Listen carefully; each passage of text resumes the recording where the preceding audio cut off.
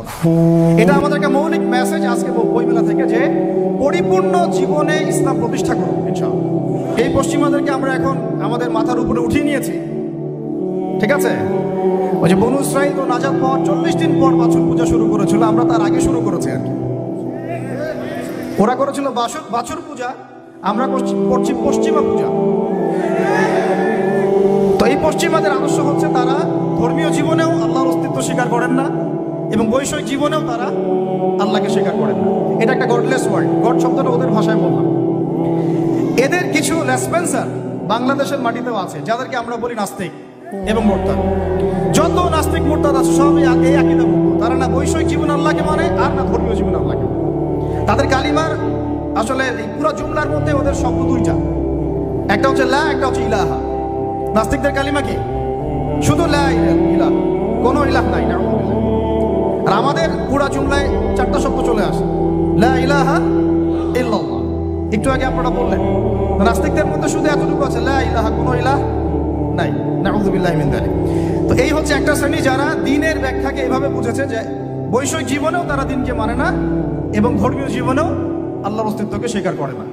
এবং এরাই বাংলাদেশের মধ্যে যত নাস্তিকতা এবং মুরতাদ এবং এই সংস্কৃতি চালু করেছে এরাই। এটা একটা শ্রেণী। দ্বিতীয় শ্রেণী হচ্ছে তারা যারা খুব ডেঞ্জারাস।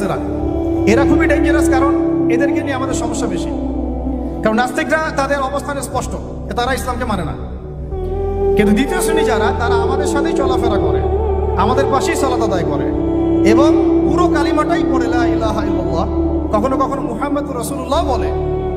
কিন্তু ধর্মীয় জীবনে তারা কোনো কোনো ক্ষেত্রে আল্লাহকে মানলেও, ইসলামকে মানলেও, নামাজ রোজা হজ যাকাত ইত্যাদি করলেও বৈষয়িক জীবনে, অর্থাৎ আপনার সাংস্কৃতিক জীবনে, অর্থনৈতিক জীবনে এবং স্পেশালি রাজনৈতিক জীবনে তারা ইসলামকে 5 পয়সা মূল্যায়ন করতে চান না। এবং এই পুরো শ্রেণীটা বাংলাদেশে যত রাম বাম প্রগতিশীল সুশীল বুদ্ধিজীবী আর সেকুলার আছে সব এই শ্রেণী, ইল্লা মাশাআল্লাহ, কিছু মানুষকে বাদ রাখে। দ্বিতীয় শ্রেণীটা আমাদের জন্য সবচেয়ে বেশি ডেঞ্জারাস এই কারণে, আর প্রথম শ্রেণীটা আমাদেরকে সরাসরি ওই যে জঙ্গি মৌলবাদী সব বলে না। এই দ্বিতীয় শ্রেণীর যারা, তারা আমাদেরকে, অর্থাৎ তৃতীয় শ্রেণীর মানুষকে, যেটা আমি এখন আলোচনা করি নাই, তাদেরকে বলে যে তারা হচ্ছে ধর্মান্ধ, তারা হচ্ছে মৌলবাদী, তারা হচ্ছে ইত্যাদি সন্ত্রাসী, তারা হচ্ছে উগ্রপন্থী, তারা হচ্ছে কি বলবো, হ্যাঁ বলেন, এই শব্দগুলো তারা প্রয়োগ করে এই দ্বিতীয় শ্রেণীর মানুষরা। অথচ তারা কিন্তু আমাদের সমাজেই চলাফেরা করে, আমাদের সাথেই নামাজ পড়ে, জুমার নামাজেও আসে, মারা গেলে জানাজাও পড়ানো হয়। তারা নামাজ রোজা হজ যাকাতও করে, মাঝে মাঝে হজ উমরা বছর বছর করে। এবং আমরা মাঝে মাঝে দেখি যে তারা মদিনায় বসে 20 টাকার নামাজ পড়তেছে 9 মিনিটে। তো এই পুরো সেকুলার সোসাইটি কিন্তু দ্বীন শব্দের ব্যাখ্যা নিয়েছে একটা ধর্মের রূপে, কৃষ্টি কালচার রূপে, এটাকে জীবন ব্যবস্থা রূপে তারা নেয় নাই। আমার কথা কি বুঝতে অসুবিধা হচ্ছে? আচ্ছা, আর এর বাইরে যারা আছে তৃতীয় শ্রেণীর মানুষ, তারা দ্বীনের পরিপূর্ণ ব্যাখ্যা গ্রহণ করতে সক্ষম হয়েছে আলহামদুলিল্লাহ। তারাই এই পৃথিবীতে গোরাবা এবং ইনশাআল্লাহ ফাতুবা লিল গোরাবা। তারা হচ্ছে এই পৃথিবীতে গোরাবা, এই কারণে তাদেরকে মানুষ খুব একটা মূল্যায়ন করছে না। এই তৃতীয় শ্রেণীর মানুষ হচ্ছে গুটি কয়েক কিছু মানুষ এই পৃথিবীতে, বাংলাদেশেও এবং সারা ওয়ার্ল্ডে। তারা ধর্মীয় জীবনেও এক আল্লাহর তাওহীদ ছাড়া কিছুই বোঝে না এবং বৈষয়িক জীবনে, অর্থাৎ আপনার সংস্কৃতি, আপনার অর্থনীতি, রাজনীতি, পারিবারিক নীতি, শিক্ষানীতি, এই নীতিগুলোতে ইসলাম অর্থাৎ কোরআন এবং সুন্নাহ ব্যতীত অন্য কোনো দর্শনের তারা ধার ধারে না। তো দ্বীন শব্দকে কেন্দ্র করে এইভাবে মানুষ 3 ভাগে ভাগ হয়ে গেছে। এখন আপনারা কোন দলে থাকতে চান? থাকতে হলে এখন অনেক অপবাদ সহ্য করতে হবে, অনেক ট্যাগ আপনার গায়ে লাগতে পারে এবং অনেকে আপনার দিকে বাঁকা চোখে তাকাবে, কিন্তু বিশ্বাস করেন এটাই হচ্ছে নাজাতের একমাত্র পথ। কেন? আল্লাহ পাক এই সূরার, এই আল ইমরান সূরারই 85 নম্বর আয়াতে গিয়ে বলেছেন যে ওয়া মান ইয়াবতাগি গায়রাল ইসলামি দীনান ফালান ইউকবালা মিন। যারা মাদ্রাসার দেয়ালে হেঁটেছে, মানে দরজায় হেঁটেছে বা দরজার সামনে দাঁড়িয়েছে কখনো, তারাও এই আয়াতের অর্থ ভালো করে জানে। ওয়া মান ইয়াবতাগি গায়রাল ইসলামি দীনান, কেউ যদি ইসলাম ছাড়া অন্য কোনো জীবন ব্যবস্থা তালাশ করে, হোক সেটা ধর্মীয় জীবনেই বা বৈষয়িক জীবনে, হোক সেটা অর্থনীতিতে বা রাজনীতিতে, যে কোনো জায়গাতে, সংস্কৃতিতে বা শিক্ষানীতিতে, ফালাই ইউকবালা মিন, কোশ্চিন কালেও তার কাছ থেকে কোনো আমল কবুল করা হবে না। এটা আল্লাহ পাকের একদম স্ট্রেট ফরওয়ার্ড স্টেটমেন্ট। তাদের কাছ থেকে কোনো আমল কবুল করা হবে না, যতই লা ইলাহা ইল্লাল্লাহ পড়েন না কেন। আপনি দিন শেষে আব্দুল্লাহ বিন উবাইয়ের অনুসারী হয়ে থাকবেন। আমরা কিন্তু আমাদের নবীজিকে সাল্লাল্লাহু আলাইহি ওয়াসাল্লাম নাম আসলে দরুদ পড়ব ইনশাআল্লাহ। আর তাকে কিন্তু আমরা কখনো হয়তো দেখি নাই, অনেকে স্বপ্নেও দেখি নাই, তাই না? আব্দুল্লাহ বিন উবাই তাকে দেখেছিল, তার পিছনে নামাজও পড়েছে, মুখে কালিমার সাক্ষ্য দিয়েছে। আমাদের নবীজি তার নিজের জামা দিয়ে তাকে দাফন করেছে। কিন্তু সে কোথায় যাবে? জান্নাতে না জাহান্নামে? কেন যাবে? কারণ কি? কারণ সে মুখে মুখে ইসলাম স্বীকার করলেও মন থেকে স্বীকার করে নাই।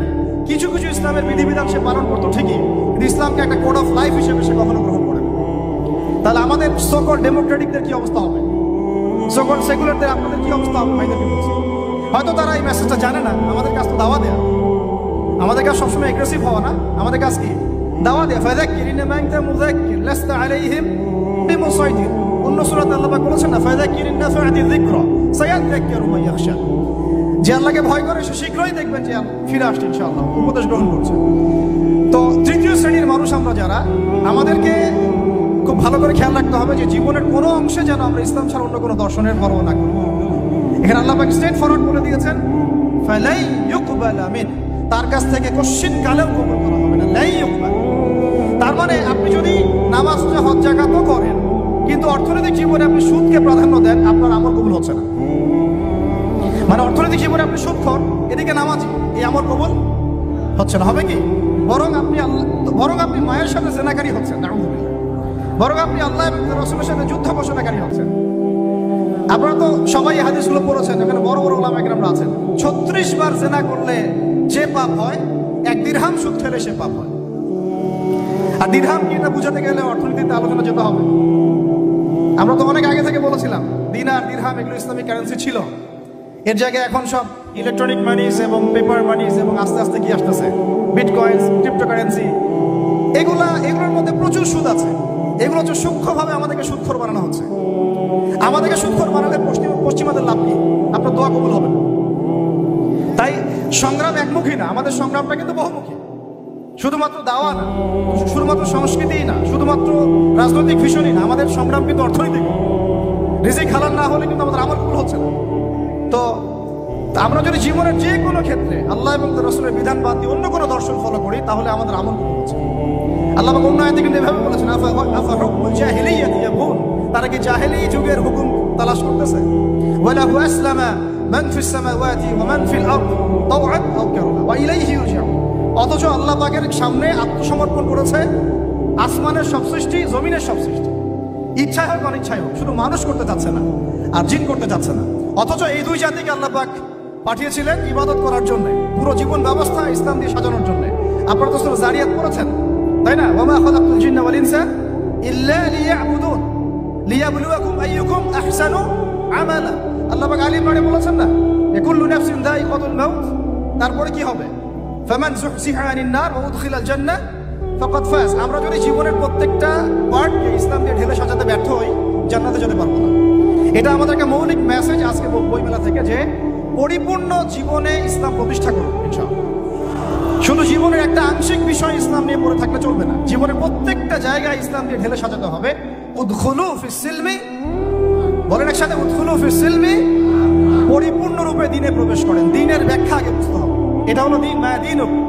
এটা যদি আমরা আকীদা ঠিক না থাকে, তাহলে ওই কবরের সওয়াল জবাবে সে আটকে যাবে, সে বলতে পারবে না। কেউ যদি আল্লাহ পাকের সাথে শিরক করে, সে কিন্তু মান রব্বুক উত্তর দিতে পারবে না। একইভাবে কেউ যদি নবী সাল্লাল্লাহু আলাইহি ওয়াসাল্লামের সুন্নাহ বাদ দিয়ে অন্য কোনো সুন্নাহ তালাশ করে ওইভাবে জীবনযাপন করে, সে কিন্তু মান নবীও উত্তর দিতে পারবে না। তো আমাদেরকে এই কনসেপ্টটা ক্লিয়ার রাখতে হবে যে দ্বীন একটা পরিপূর্ণ জীবন বিধান।